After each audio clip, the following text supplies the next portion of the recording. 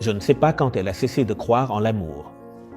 C'était peut-être la deuxième fois que quelqu'un lui a promis de rester, puis est parti.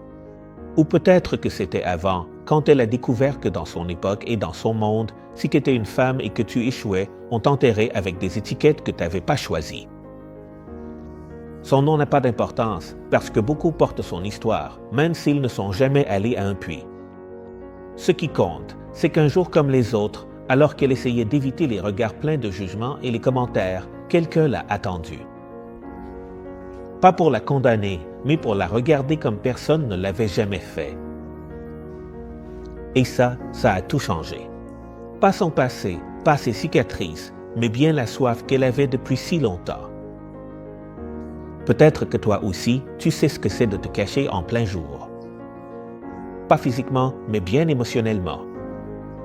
Tu souris au travail, tu publies comme si tout allait bien, mais à l'intérieur, il y a un puits à sec et tu te demandes combien de fois encore je vais devoir recommencer. Combien de relations de plus? Combien d'essais de plus pour réussir à m'intégrer? Cette femme le savait aussi. C'est pour ça qu'elle est allée au puits à midi, à l'heure où personne n'y va, à l'heure du soleil implacable, à l'heure du silence et de l'oubli. Je suis allée chercher de l'eau, mais ce n'était pas juste de l'eau que je cherchais. J'y suis allée seule, comme toujours, parce qu'on finit par apprendre qu'il vaut mieux éviter les gens quand les gens t'ont déjà évité. Mais ce jour-là, quelqu'un m'a parlé, et pas avec ce ton de ceux qui veulent t'aider, mais qui t'ont déjà jugé. Il ne m'a pas parlé comme s'il savait déjà, comme s'il n'avait pas besoin que je lui raconte quoi que ce soit. Il m'a dit « Donne-moi à boire ». Lui, un juif, à moi? Ça n'avait aucun sens. Personne ne me demandait jamais rien. Tout le monde m'évitait. Mais lui aussi avait l'air d'avoir soif. Tu as eu 5 maris, et celui que tu as maintenant n'est pas ton mari. Il ne l'a pas dit pour me faire honte. Il l'a dit comme quelqu'un qui voit la blessure sans appuyer dessus, comme quelqu'un qui nomme la douleur pour la guérir. Il n'a pas exposé sa honte. Il lui a offert de l'eau vive. Celui qui boira de l'eau que je lui donnerai n'aura plus jamais soif.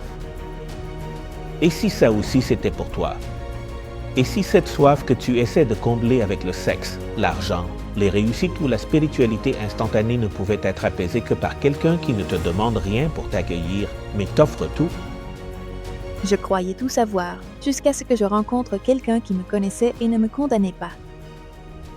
Et si c'était le Messie? Ce qui s'est passé à ce puits, ce n'était pas une simple conversation, c'était une révolution à voix basse. Jésus n'a pas seulement brisé la soif, il a aussi brisé des siècles de préjugés. Elle était samaritaine, une femme marginalisée. Lui, il était juif, un homme, un maître de son temps. Ça équivalait à un triple mur, le mur ethnique, le mur religieux et le mur moral. Tu sais ce que ça voulait dire? Que Jésus était censé l'ignorer, la considérer comme impure, s'éloigner d'elle. Mais il ne l'a pas fait. Il s'est approché, il lui a parlé, il l'a écouté et ensuite il lui a révélé quelque chose qu'il n'avait dit à personne. Je suis le Messie. Jean 4, 26. Je suis celui qui te parle. Arrête-toi une seconde. La première personne à qui Jésus a dit ouvertement qu'il était le Messie, ce n'était pas un prêtre, ce n'était pas un disciple. C'était elle, une femme avec un passé, avec des cicatrices, une femme qui passait sa vie à éviter tout le monde jusqu'à ce que quelqu'un décide de la regarder en face et de ne pas détourner le regard, parce que c'est ça que fait Jésus. Il ne se présente pas à ceux qui se sentent suffisants. Il se révèle à ceux qui en ont assez de faire semblant, et ça continue d'arriver aujourd'hui. Peut-être que tu n'es pas samaritain, ni une femme, ni au bord d'un puits, mais les murs sont toujours là, n'est-ce pas? Des murs qui disent « tu n'es pas assez bon ». Des murs de « tu as déjà échoué trop souvent ». Des murs de « tu n'as pas ta place ici ».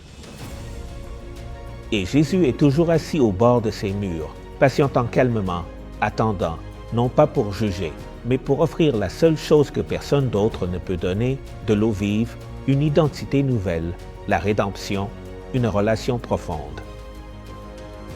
Peut-être que ça fait des années que tu cherches quelqu'un qui ne s'offrira pas quand tu raconteras ton histoire, et peut-être qu'aujourd'hui, c'est le jour où Jésus te dit aussi, c'est moi qui te parle.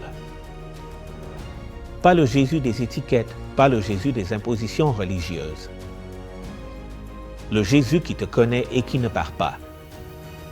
Peut-être que toi aussi, ça fait des années que tu cherches quelque chose qui puisse vraiment te satisfaire, mais tu l'as cherché dans tous les mauvais puits.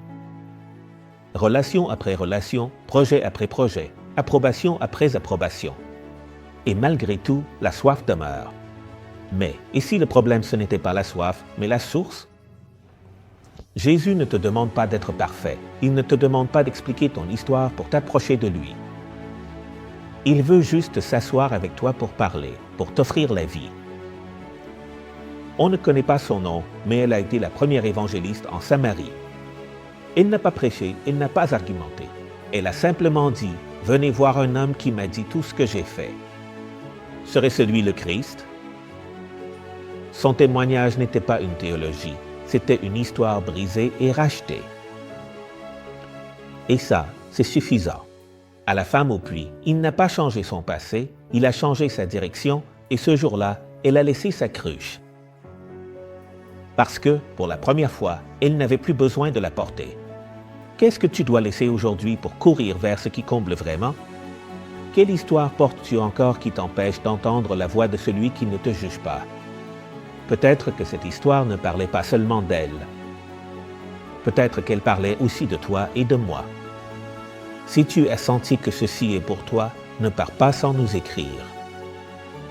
Laisse un commentaire. Il y a quelque chose qu'on aimerait envoyer et qui pourrait t'aider à faire le prochain pas.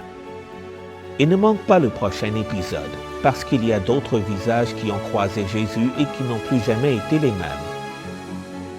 Le prochain, c'est quelqu'un qui vivait parmi les tombes, mais un jour, quelqu'un a traversé la mer juste pour le voir, lui. Et si toi aussi tu es vraiment celui pour qui Jésus traverserait tout,